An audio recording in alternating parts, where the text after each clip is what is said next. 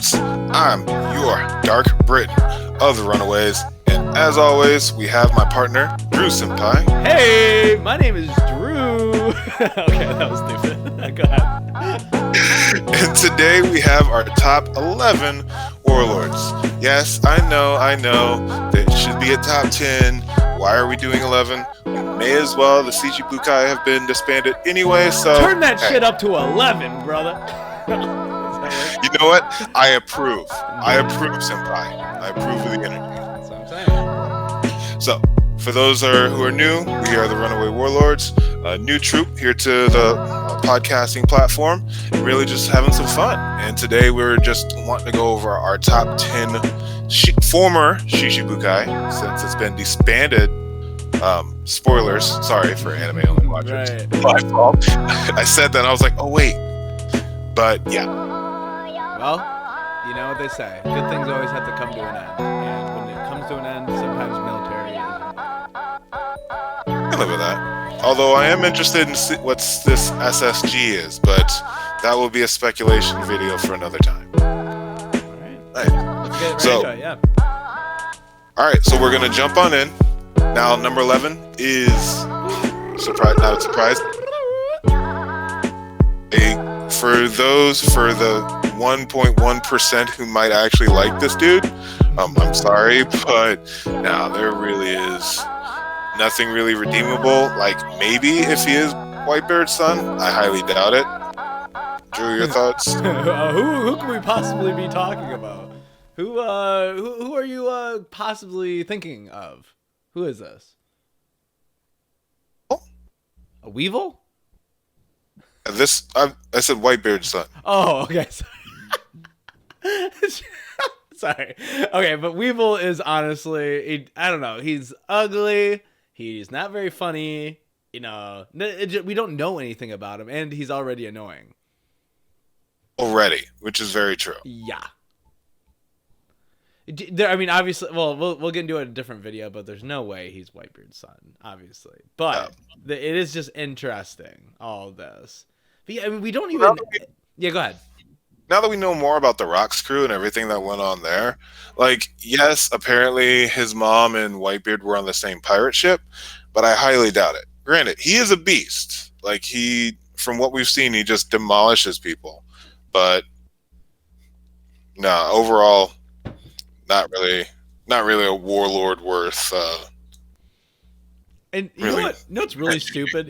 It's like he became a warlord, then we heard nothing about him, and then the warlords are disbanded.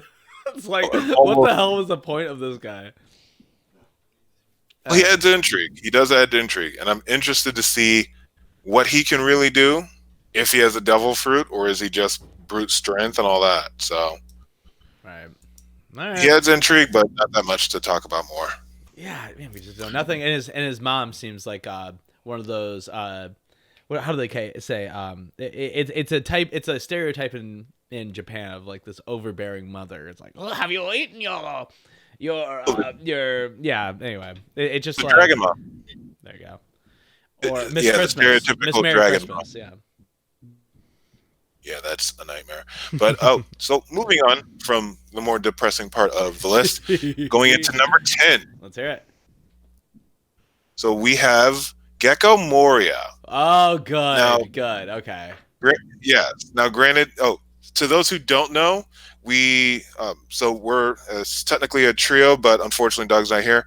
We combined both Drew's and my lists to create this, and I did the tallying. Drew doesn't know the rankings, and so this is going to be a very, very interesting one. I'm liking that Moria is now. Moria was my second to last. What was he for you? It was both of our 10 and 11s were the same. Oh, so we both had Moria and Weevil at our very end. However, the rest of our lists are completely different. Yeah, like, it's so funny. I have awful taste. Since we both are the Runaway Warlords, this is the official list of the Runaway Warlords. Right. Maybe we'll update it later on. Maybe we won't. Who knows? There you go. So Moria, why is he so low for you? Well, one, he was proven to not really be as powerful as originally feared. when after Marineford, when Don Flamingo had him tried to kill him. Actually, yes, he did a lot of work on Orange Jr. and he did a lot of work during the battle. However, like he's just annoying. He has a cool laugh. Thriller Bark arguably was one of the better arcs. Actually, it made it into the official top 10 for the Warlords. Mm-hmm.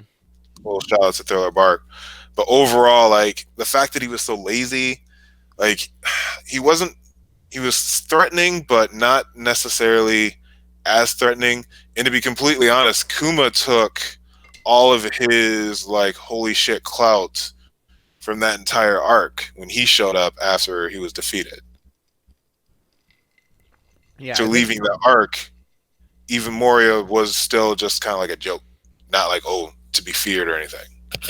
And no, he wasn't mentioned before. It just felt very it just it's not that it's an undeveloped character by any means, but it's just not the character that we want to know more about. Like I'm done.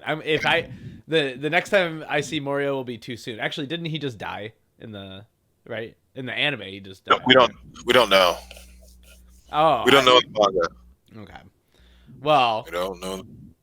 Hopefully he did because yeah. Anyway, I mean zombies.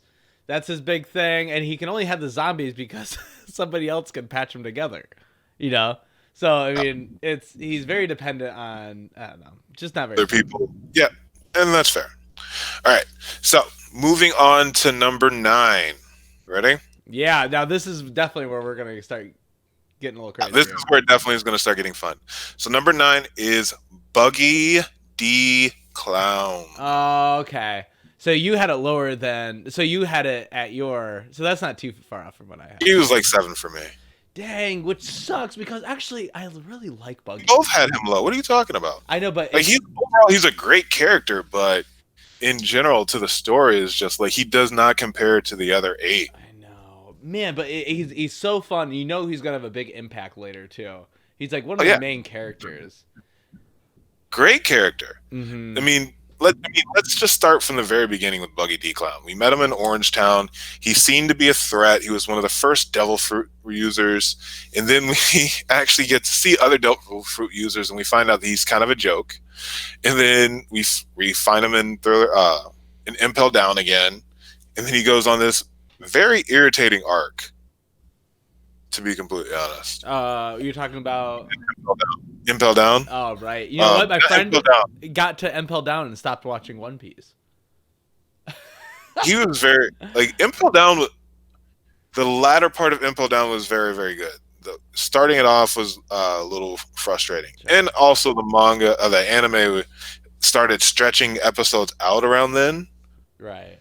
Like Water 7 was when it really stopped stretching the stories out so much, but Impel Down was when it really started. So I could see him dropping off just because it's a lot of recap, a lot of filler, a lot of replayed scenes. So no, yeah, I understand that. I love Buggy's power, and I really like the idea that he puts his feet down and he can fly. You know what I'm saying? Like somebody has hold of his feet, and just a really thought out power. I just really like it. Orangetown is a really, really hard part of One Piece to go through, especially in the beginning. It's like really ugly. Like the story is okay, but it's just like one of those drags that makes you. I don't know. It's just not. Every time that Buggy comes on the scene, it's okay, but it's not great. You know. It's not show-stopping. I think that's a great reason that he's so far down on the list, unfortunately. I can live with that. Mm-hmm. I can live with that. Interested to see what happens to him now that the Warlord system's been abolished. Does he go hang out with Ace and live with him? Seek his protection? What did Roger see in Buggy? You know? They raised them since they were kids. Sure. I just wonder what he saw in Buggy, because maybe Buggy is a good leader, and we just don't get it, because we're on, like, we're just on this side of the screen where Buggy's a complete fool. Maybe he's actually a good leader. We just don't really see that side of him, I guess. And the urban legend in the One Piece community is not Buggy the Clown, it's Buggy D Clown. Oh, I have not It's heard that very, yet. it's funny. It's very arbitrary, but I like that joke. It's a meme in I like itself. it. I like it. We'll see where Buggy's now that Buggy's delivery service is an enemy of the government. We'll see what happens to it. Sure. All right, number 8. Number 8. Ready? Some people are gonna. This is gonna be the real upset for a lot of people. Uh-oh. Number 8 for the Runaway Warlords is Trafalgar D. Law, Water Law. Oh, wow. So you had a pretty low too. Wow, we're actually not doing that far bad. I had Law at my 6, so that's why. Because keep in mind, just between the two of us, like Law's score is fairly higher. He was just more mid the pack for both of us. Wow. Law is okay. I really like his power, but you know what? The people I like are the people I want to imitate. They're the people I want to be more like. And there's not really anything about Law I want to be like. So it's just hard for me to really like him, I guess, which is funny to think about. I dig the backstory. I dig the tattoos. I dig the attitude. It's just honestly for me, for in compared to the rest of the list, like the other ones, because again, I did this both subjectively and like personal sentiment towards the character. So as a warlord, he actually was kind of a prick. Like he had, there was some incident when he clashed with Kobe. It's like the Harvey Port incident or something like that. Oh, But really? What so was as a that? warlord, I don't remember that. it was during the time skip. Oh, weird. There are different things that happen with Law as a warlord. As a character, love him, but like he's not my favorite of the worst generation. I'm a Useless Kid fan. Like I do like him as a character. He's cool as a doctor, but just in regards to this list, He's a bit of a heartthrob. That's how they've marketed him in Japan. Really? Yeah, they tons of girls really like Law in Japan. And that's why So he's just like the brooding type, the Sasuke version. right. Honestly, it's probably a big reason that he's in so many episodes is like people really like him in Japan. And I just don't think we understand why over here maybe. There are a lot of people that do like Law in the States. Really. I have him in their like top 5 characters. Whoa. But yeah. Okay. Yeah. But over like his part in Punk Hazard was dope. When he had his monologue about breaking the gear, absolutely awesome. But again, it's just Yeah, do we figure in out regard to why is Law warlords. Yeah, sorry. But why is Law so interested in helping Luffy? Did we figure this out? Because it does seem like maybe Law has an ulterior motive even now. It seems like strange that he's so... I don't know. It's a weird character because he's supposed to be not caring about anything, but he's very caring. Like, he's helping everybody out, and he's like one of the main dudes with Luffy. Just weird. It's just weird. How I understand it is the whole Punk Hazard, hey, let's go up against Kaido. He never thought that he would make it to go up against Kaido. Wow. He was basically just after Don Flamingo. Mm-hmm. Now that he's done that, he's like, I might as well continue the plan. Is it Don Flamingo? Do Flamingo, sorry. My fault. Yeah. I thought it was Don Flamingo, which was kind of funny. But yeah, so that's just me. That's my just take on Law. Okay. Yeah, I'm good. All right, so that leads us into number 7, which is Marshall D. Teach, What? Mr. Blackbeard. Really? Oh my God! What was he on your list? 8 on my list. Wow. Okay. Well, I guess that's not crazy, but he's a main character. Number 7, yeah. He's main. He's main, but at the same time, look at the rest of the list, man. Like, Or get up there. against any other like random, like not random characters, but any other characters, like there's so much more to the other 6. The Blackbeard, great character. I loved when he was first introduced and the little sprinklings of intrigue when he had his interactions with Luffy and how they're the exact opposite, other than the fact that they're both considering going after their dreams. Like, there's so much to him, and now what we got in the manga, spoilers for anime only watchers, sorry, but now what we got in the manga, like, he might have the different personalities. Wait, It's now I'm confused. a lot of Why are you saying? Wasn't that like the first thing that we saw of Teach, that he had multiple somethings going on? I don't know. What? Wait, maybe I'm confused. What are you referring to? So there's a theory going on right now that he's comprised of more than one personality, or more than one person. Sure. Which is why he can have multiple devil fruits. But I thought maybe that's why you said. Wait, but why did you say that? Recently something happened. You know what I'm saying? You said anime only. In the manga, they alluded to it a lot more. Oh, I see. When Chibi Teach was being talked about by Chibi Buggy and Chibi Shanks. Oh. After that battle between Blackbeard and Blackbeard pirates, because they talked about it, they revisited it. Well, yeah, I've always thought that he has something going on. His flag has 3 skulls on it. When Zoro and Luffy first met him, they went, well, that's actually they, not him. Yeah. So that's what I'm saying. Like, there's a lot of intrigue to him. It's just on this list, as far as our personal takes on the Warlords and how the system played out. I feel bad he's not my number 1. And I can't. It feels weird that he's. But man, you're number 4. Yeah. So why was he low on your list? Why was he low? Just like the other one, so much better. Really? Okay. Yeah. Yeah. You know what? Teach really doesn't have that many great qualities. He's very ambitious, which is cool. But you're looking for somebody who is like, whoa, I want to know more about him. And what only thing we really want to know about Teach is what's up with this multiple personalities thing, right? Also, the fact that, again, this is such a strong tier list, or a strong rankings list. It's hard once we get to the other ones. It's going to be very apparent. Okay, but yeah, man, I mean, Teach, very excited to see where this goes with him. Want to see if Teach is going to be the person to kill Shanks.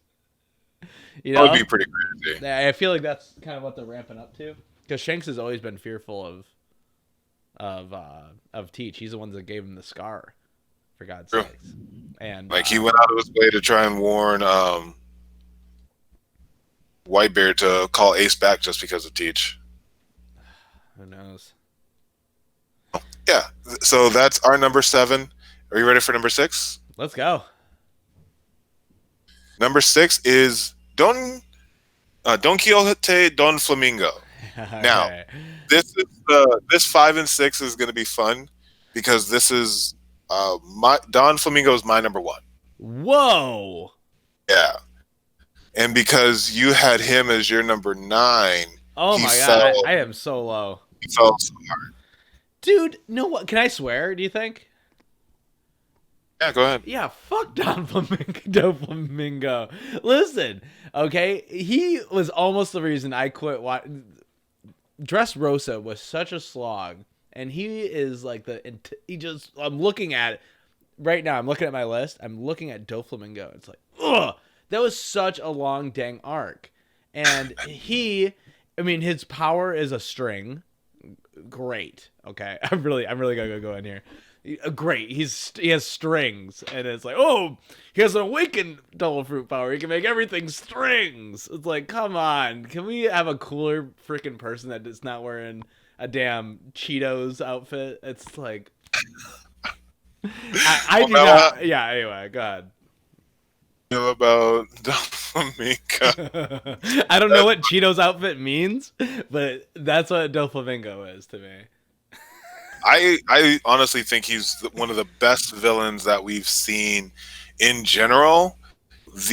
Watching the anime, especially when he had his mental break, and it's just like Trouble was hyping up Dofi's madness will destroy everyone. And I was just like, I'm just freaking out. I was just like, what's going on? Like, it was such a good antagonist. Because remember, like, we haven't seen a good antagonist because since, let's see here, backing up, their last one was Horty Jones, which is garbage. We had Shadowby Archipelago, in the return, and then Marineford, which there wasn't really antagonist. Luffy didn't really beat Magellan, so it's not like we had him beat that antagonist. So really, the last antagonist that was beaten was Moria. In the story, in the big bads, Dofi was a cut above the rest, by far. Granted, Kaido strikes fear in everyone's heart, and I'm very terrified about the mental instability of Big Mom, but Dofi's the GOAT, and that's why I had him as number one. Yeah, man, and he was banging Viola, so there's also that. Is that real? When Oda was asked about it, he was saying, "Hey, they are pirates and they are adults." Oh my god, dude! All right, Doflamingo goes up one more spot. No, he's now your 8. That string fruit. It's interesting, but not fascinating compared to the rest of everybody else. Do I care that he's a celestial dragon? Not really. I mean, did it make that Dressrosa thing any better or worse? Not really. To me, it's just like I'm not interested in Doflamingo. Maybe is why it's so far down on my list. That's fair. Mm-hmm. That's very fair. Yeah. Yeah. Anything else? No, that's my thoughts on that. Number 5 is your number 1. What? Which is funny because how dare you? It's funny because my number 1 and your number 1 was my number 9, and my number 1 was your number 9. Oh. So that's why they tied, and that's why I gave you an edit. Thank you. Because Bartholomew is the official Warlords 5th pick, or 5th ranked Warlord. Love it. Love it. He was your favorite? I can go off on Kuma. Do you want to go first? You go. You start us off. Let me tell you why Kuma's number 1. First of all, almost first of all and only of all is his devil fruit. Okay, it's the pawpaw fruit.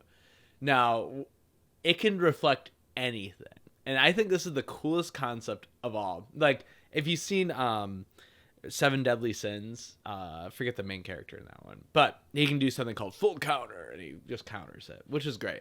But Kuma is literally his paws, which is why a paw? Nothing makes sense on this. It's a pawpaw fruit. Why? And it can reflect. Weird. And then the first time you're introduced, you're like, yeah, great. This totally makes sense. I'm sold. Okay, right? Like, it just makes sense that when it touches his pad, and the first time I think we really see it like really reflect is when Zoro puts his sword right into it. You can see the pad kind of dip in, and then boom, like that's a bad, yeah, right. And it's such a cool power. Not only can it just reflect everything, but Kuma, because he's such a badass, can. As I'm talking, I'm doing it with my hand so I can think about how I'm saying this. But he can, at lightning speed, can whip his hand and touch somebody, and they go flying across the world. Okay, do you know Kaido throws his damn? You remember he like hits his subordinate with his club. Yeah. He just goes to the next island, maybe.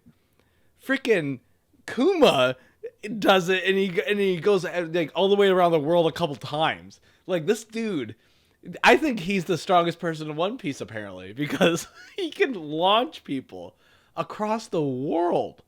It's a broken power. It's a broken power. And he happens to be part of every... If you could actually know what Kuma knows, you'd know where the One Piece is. He knows everything. He's part of the, part of the world government. He knows who's the scientist guy? Vegapunk. He knows Vegapunk. He's he's in with everybody. He's a pirate. he's literally part of everybody, and he's just such a fascinating character. Like, you have these people in the story, like Rayleigh, you have Sengoku and Kuma, that if they could just talk and just say everything that they know, the story would be done. We would know everything. But we don't. And all we do have is Kuma and his paws. Which is my favorite double fruit. So there you go. That's my rant on Kuma. That's legit. I want to see more of his interactions with the revolutionaries, why he chose to do what he did. But for me personally, there were just other warlords that I'd seen more of. I have more of a fondness for, and different things like that. So those are my takes. Yeah. Okay. And that can lead us into number 4. And this is going to be before it starts off. For those who may have gotten this far and keeping up with everything, Yeah. you might be sweating a little bit on who's going to be where. Jinbei is our number 4 for the Runaway Warlords. Okay. Overall, incredibly solid. I love Jinbei. I'm so glad that he's back in the manga. He's finally a Straw Hat. I know that some people were a little scared that they didn't do the official Banzai Straw Hat toast to him joining yet, but I think it'll be fine. We already seen him jumping in with the fights. He's already starting to meld with the crew fairly well. I like saying that he's now part of the big 3, but some people don't like that. I wonder who. Me. He's not. Okay, Sanji is part of the big 3. All right, get him out of here. In all honesty, the big 3 is probably just going to be Luffy removed and Jinbei added in. Sure, I'd actually. They're just going to be his commanders now. Okay. I'd be fine that appeases. Okay, Drew has been appeased.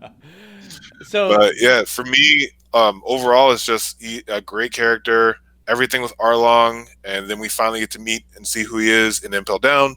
Him having that heart-to-heart with Ace, and then following Luffy, then saving Luffy. And then the second part, post time skip, it's even better. So go ahead with yours. Well, I'll give it. Well, first of all, was Jinbei like your number 2? Jinbei was my number 3. Yeah, that's pretty high, and I love Jinbei. In fact, Jinbei has one of my favorite lines, and when I first watched One Piece, it was like all the way through. It was on like a scanlation thing, like where somebody like, I'm sure on the computer was just translating it. Yeah. And the translation I saw was like awesome. All right, so Jinbei was shaking Luffy, and he goes, "Do not think of what you've no, okay. It's what you've lost. But tell me what remains." And then it just that translation of it, but the new ones are more like, tell me what do you have left, or tell me what don't you know what I mean? Like, it's different ways to say that. Yeah. But that overall sentiment of like, hey, there's so many shitty things in this world, but you gotta think of what you got. Think of the positive side. Usually Luffy always thinks on the positive side, and it took Jinbei to get him back to his roots. And that's honestly the big reason he's up so high. Or he's not up very high. He's in the middle of my list. But a big reason that he's at least in the middle, because I actually don't really like anything else about him, is because of that. Now, if I was to throw some shade at Jinbei, I'd say a bit of a bore. A little bit boring. The character isn't that funny, which is a big thing I like about people, is either they're funny or at least interesting.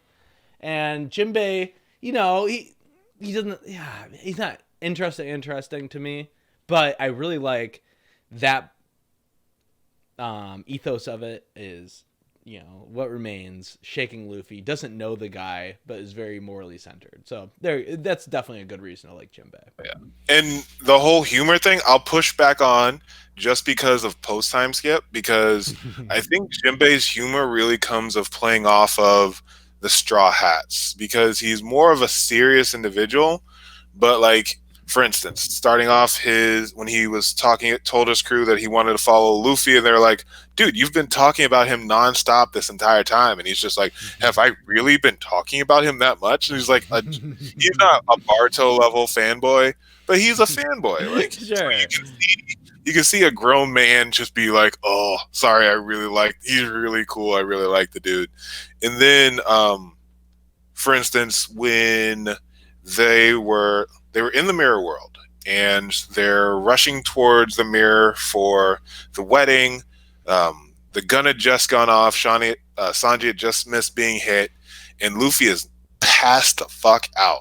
And Jinbei is beating the living hell out of him, just like, "What are you doing?"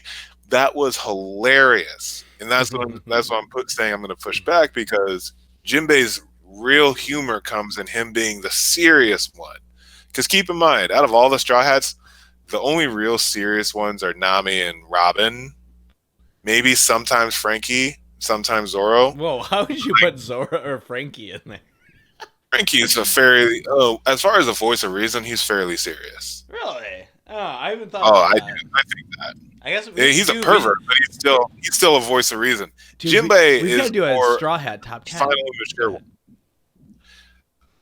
We have to do a Straw Hat top 10. That'll be very soon. Okay. That'll be very soon. But so that's my take on Jinbei. Awesome character. Complete badass. The standing up to Big Mom, and he's like, "Of course I'm not going to be afraid of you. I want to be the helmsman, the king of the pirates. I can't be afraid of a second-rate pirate." And I'm just like, Jinbei. Oh, it's getting a little hot and heavy over here. Jeez. Nice. All right. Oh, and now that leads us into the discussion portion. Yeah. One of the reasons why I wanted Sir Douglas Bullitt to join us, because in the top three, all tied in our rankings between the two of us, is Sir Crocodile, Mihawk, and Boa Hancock. Whoa. Hey, come on. Let's put Boa Hancock at 3. Oh, okay. Why? Well, is it serious? That's it? Is it a serious 3? Okay. I have her at my number 2, honestly, for multiple reasons. One, because she's hot. That's why. Because she's hot. Yeah, that's my number 1. 2, we involved not only with Fisher Tiger, but with Fishman, and as well as the breakout of what is that? The breakout from Marijois back with all the slaves and all that. Sure. Third, I am still I will always argue for Amazon Lily as being a good arc, because that's when we first really started seeing all 3 forms of Haki, because Boa's using King's Haki, and we first saw Luffy use his King's Haki. So that's why I still argue for that arc. And during that, Boa was a complete asshole. She kicked a puppy in the very beginning, and then she kicked a baby seal and a baby kitten. So I'm just like, all right, I don't like you, but I do like. I'm not gonna lie, it was funny for me seeing that whole switch between, oh, this guy's an asshole, to you punch the celestial dragon, like you are now the best human being I've ever met. So I do enjoy Boa a lot. So I can live with a 3 officially. These others are just so good. And Boa, okay, I'm going to diss Boa a little bit, okay? And unfortunately, I had her, I should have put her below Jinbei. That way it would be a promising 3. But I don't, listen, she's hot. She's cute. And she's good looking, and there's some really funny things about her. You had her as your number 5. Mm-hmm. And, man,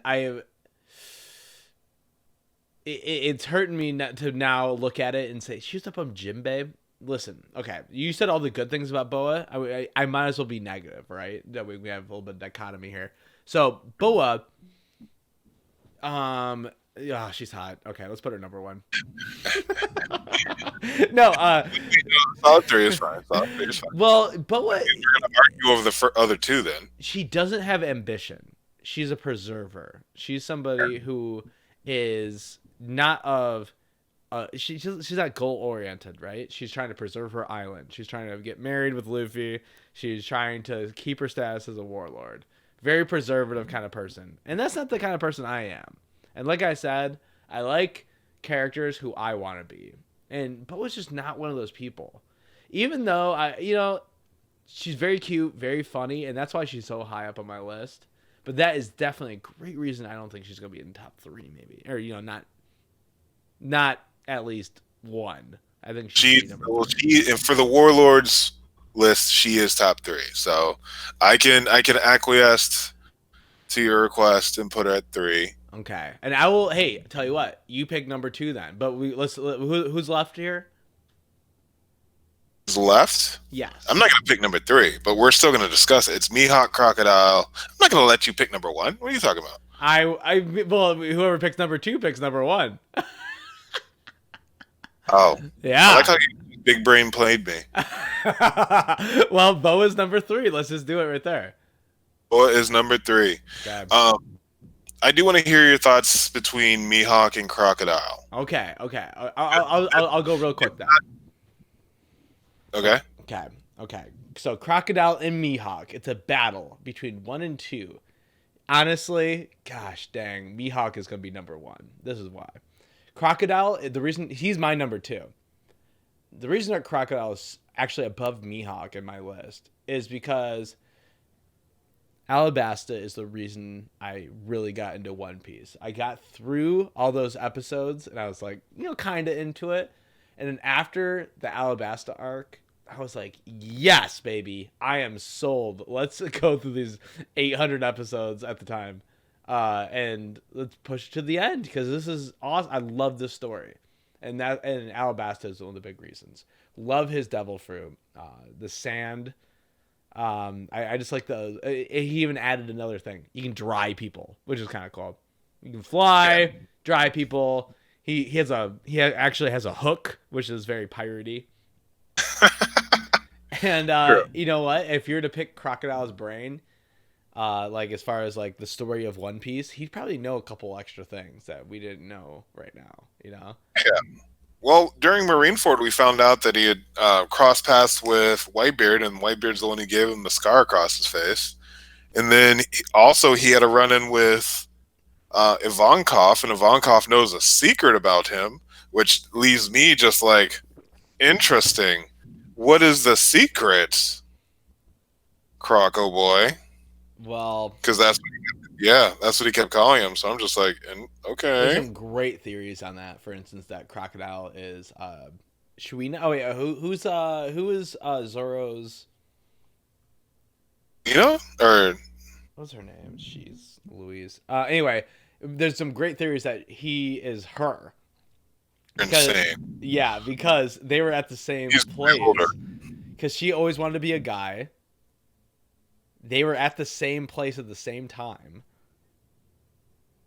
And they both had black hair, and there's a couple of really funny things. But yeah, they're both different ages. It's just weird. But I just really like that idea. Yeah, I don't know about that one. I can dig the one of him being female, but yeah. Man, you know what? I'd be pretty confident to say that Crocodile, there's no way Crocodile is better than Mihawk. There's no way. And I feel like that's a good way of officially saying for the Warlords list that Sir Crocodile is our second Warlord. Yeah, love the Which sand. means that. Yeah. Yeah, sorry, Wayne. Go ahead. I sorry, Britt. I was going to say, go ahead. So that just means that our official number 1 Warlord for the Runaway War is Sir Dracul Mihawk. What a cool flipping dude. Best abs in One Piece, man. Come on. Yeah, he's kind of got the tall torso, right? Straight up. When he first showed up, even I was just like, oh, what's going on down there? Oh my god, that is so funny. Yeah, Mihawk, I mean, he's the first glimpse of what's actually going on in One Piece. Like, when we first see him, very true. The ship is cut clean. We're like, we haven't seen anything like that before. And he's our introduction into how crazy the world is. And to be fair, you know what's funny? Oda kind of set a power limit right there. Like, yeah, you can cut boats in half, like, and because he's like the strongest warlord, right? Can we say that? I can honestly say that from looking at this list, he's the strongest warlord Yeah, because he has hockey to take on Crocodile and everyone else. dude. Oda had it perfect right from the beginning. Right when I mean, we power scaled him in the beginning of One Piece, and it's perfect because Mihawk is the best swordsman in the world, right? He is able to cut ships in half. He is able to be a mentor to Zoro. There's so many great things about Mihawk, and he's very level-headed. Very level-headed. Very true. And he's banging Perona. Officially. I don't know officially or not, but probably. You're down for that. Yeah. He's staying there for a reason. I mean, come on now. We've all dated a Perona in high school, am I right? Too. What? No, no, just kidding. No, but yeah, no, I'm totally cool with Mihawk being number one. What number did you have him at? Mihawk was my number 4. Okay. It was your number 3. Right. Now, why did you that have him at number 4? My 1, 2, and 3 were Doflamingo, Boa, and Jinbei. And then Mihawk. So what didn't you like about Mihawk? Just haven't seen that much of him. We've only really seen him fight during Marineford. Now, granted, he's about to kick some Marine booty right now as they're going after him now that the Warlord system's been abolished. But we didn't see anything. We didn't see anything. If we would have saw something amazing then, I arguably would have probably had him higher. But I don't have any recent badass memories of Mihawk. He is a badass, but the last cool thing he did in my book was a decade ago. Man, it sucks when you put it out like that, right? You're right, man. He hasn't done much, but it's like one of those things. Like, yeah, Rayleigh. I mean, I think you can definitely put him in the same camp as Rayleigh. In fact, I think Mihawk is stronger than Rayleigh. Right? I'd say that, yeah. I'd argue. I'd say that. That's fair. And if that's fair, we can say that there's a reason that we haven't seen him. Is because if we knew everything Mihawk knows, oh my god, we know nothing about Mihawk now I think of it. We don't know what was he doing? You know? How does he become the strong, you know, there's so many great questions.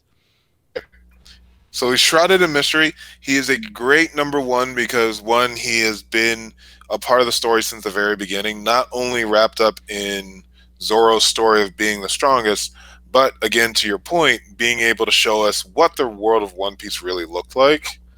Like, I was glad to see a little bit more, a lot more of him in Marineford. I'm really hoping that Oda shows some fights during, in between the next 2 acts of Wano, when he goes back to what's going on in the rest of the world. I hope he shows some more of that because we need some more of Mihawk. We need more of Mihawk, and we definitely need more of knowing what his backstory is and what arc could that possibly be in. Like, how are we going to know more about Mihawk? It's like is he going to die right now? You know, are those Marines going to come over and then just kill him? Like, is that the end of his story? No, right? I hope not, because Zoro has to either fight him or the guy who beats him to become the best swordsman. Well, okay. Ready for this? I think Zoro has already defeated Mihawk. Okay. During the training stuff? Yes. And I think that Zoro's real the number 1 swordsman hasn't even been like. Has Mihawk said that, like, himself said that he's the best swordsman? Yes. I don't think so. He has, and when Zoro first met him, he was like, I'm who you're looking for, and then he said, I'll find you out on the Grand Line. Yeah, but he never says he's the number 1 swordsman, right? Just every other swordman that fights him says he is. Right.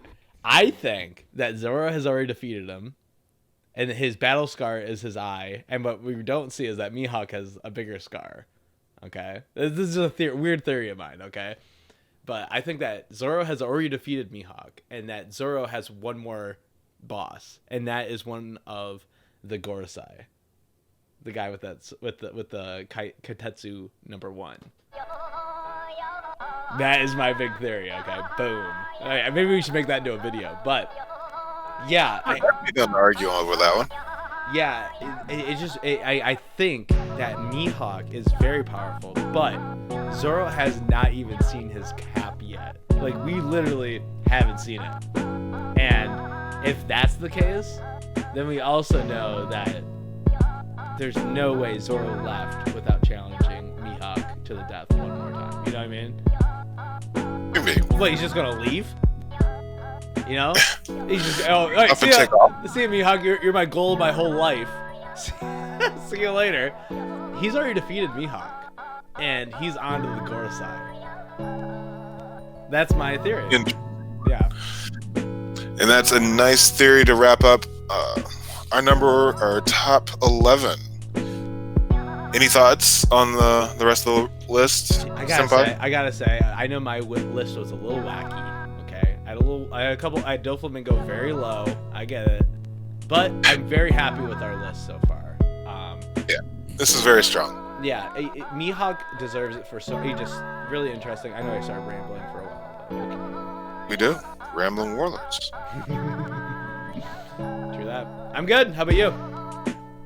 Doing good. So, thank you all for checking us out. Be sure to hit that subscribe button. Leave us a like. For the love of God, subscribe. Dude, what do we have? 19 subscribers? What, we're going to kill us with the subscribe? Throw it out. Slowly growing. But in all seriously, thank you all. Be sure to leave a comment to let us know who your top 11 are. And yes, we can go with 11. May as well keep Weevil in, especially since all the Warlords have been disbanded. But I'm the DarkBriton. I'm Drew. Let's catch you guys next time. Stay reckless, Warlords. Peace. Peace.